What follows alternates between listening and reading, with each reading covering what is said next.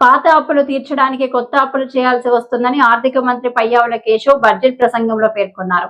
గత ప్రభుత్వంలో రాష్ట్రం 9.74 లక్షల కోట్ల అప్పులతో ఆర్థికంగా విధ్వంసం అయింది. మేము చేస్తున్న అప్పు ఉత్పాదకతకు ఖర్చు చేస్తున్నాం. ఆర్థిక సంక్షోభం నుంచి ఇంకా బయటపడలేదు అని అన్నారు. ఎస్ఈజెడ్ పోర్టు 32% వంటి కొత్త పోర్టులు ప్రాజెక్టులు వేగంగా పురోగమిస్తున్నాయి.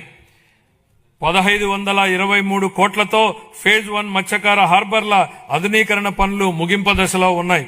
అలాగే సాగర్మాల 2.0 సహకారంతో ఫేజ్ 2 హార్బర్లను ఈపీసీ పద్ధతిలో పునః టెండర్ చేసి సకాలంలో పూర్తి చేయడానికి చర్యలు చేపట్టాం. భోగాపురం గ్రీన్ఫీల్డ్ విమానాశ్రయాన్ని అల్లూరి సీతారామరాజు అంతర్జాతీయ విమానాశ్రయంగా మార్చబడింది. ఇది 97% పూర్తి అయ్యింది. కర్నూలు జిల్లాలో ఓరోకల్లో 300 ఎకరాల్లో దేశంలో తొలి సమగ్ర డ్రోన్ సిటీని అభివృద్ధి చేస్తున్నాం.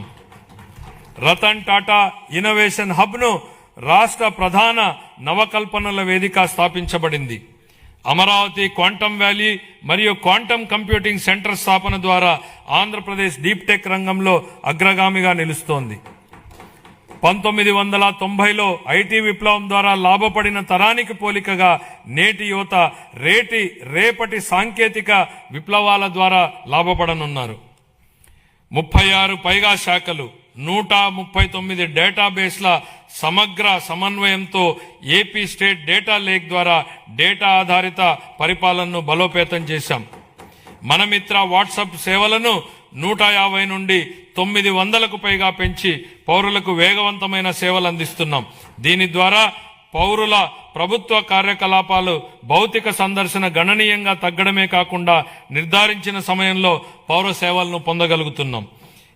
1 ఏప్రిల్ 26 నుండి చేనేత కార్మికులకు నెలకు 200 యూనిట్లు, పవర్లూమ్ కార్మికులకు 500 యూనిట్ల వరకు ఉచిత విద్యుత్ అందించనున్నాం. దీనివల్ల 1,00,000కు పైగా కుటుంబాలు లాభపడతాయి. పరిశ్రమలు వాణిజ్య శాఖకు 3,161 కోట్లు, మౌలిక సదుపాయాలు పెట్టుబడుల శాఖకు 1,283 కోట్లు, సమాచార సాంకేతికం కమ్యూనికేషన్ శాఖకు 536 కోట్లను ప్రతిపాదిస్తున్నాను. పౌర సరఫరాల శాఖ దీపం 2.0 కింద 1.8 కోట్ల మహిళలకు సంవత్సరానికి 3 ఉచిత ఎల్పీజీ సిలిండర్లను అందిస్తూ 2,897 కోట్లను వారి ఖాతాల్లో జమ చేశాం. ధాన్యం కొనుగోళ్లలో దేశానికే ఆదర్శంగా నిలిచాం. 12 ఫిబ్రవరి 26 నాటికి 8.54 లక్షల రైతు ఖాతాల్లో 10,580 కోట్ల రూపాయలు జమ అయ్యాయి.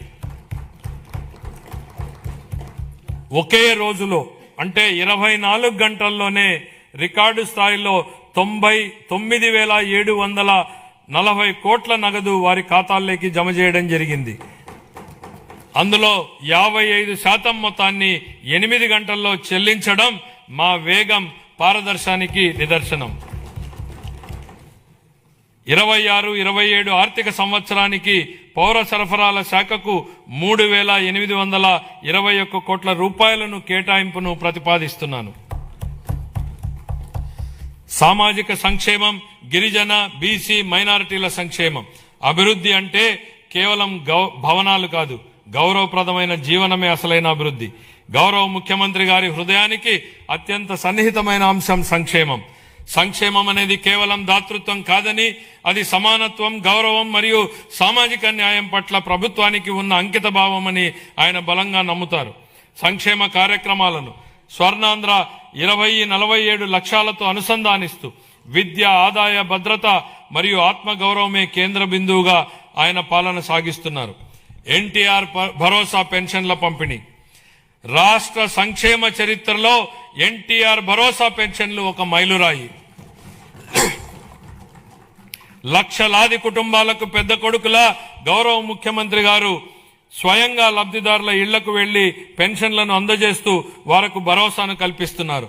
దేశంలో మరెక్కడా లేని విధంగా డీబీటీ ద్వారా 4,000 నుండి 15,000 రూపాయల వరకు పెన్షన్లను అందిస్తున్న ఏకైక రాష్ట్రం ఆంధ్రప్రదేశ్. గత 19 నెలల్లో 58,000 కోట్ల కంటే ఎక్కువ విలువైన పెన్షన్లను లబ్ధిదారులకు పంపిణీ చేయడం జరిగింది.